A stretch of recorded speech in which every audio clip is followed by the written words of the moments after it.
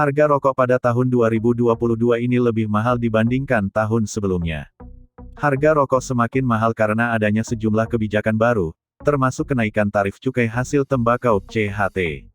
Direktur Jenderal Dirjen Bea Cukai Kementerian Keuangan Kemenkeu Askolani mengatakan, telah menyelesaikan payung hukum kebijakan termasuk tarif cukai rokok atau CHT dan hasil pengelolaan tembakau lainnya (HPTL).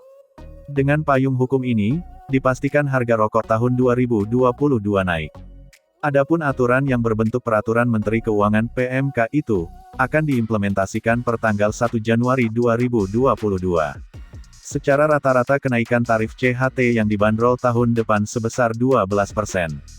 Sementara kebijakan tarif cukai HPTL disesuaikan berdasarkan jenis produknya. Asko menyampaikan, pihaknya telah melakukan sosialisasi kepada pelaku usaha terkait dengan kebijakan CHT dan HPTL tahun 2022.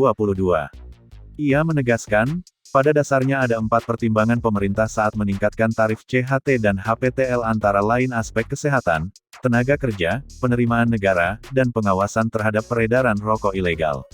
Di sisi lain, Asko mengatakan, kenaikan tarif cukai rokok tahun 2022 akan seiring dengan pemantauan dan pemberantasan rokok ilegal.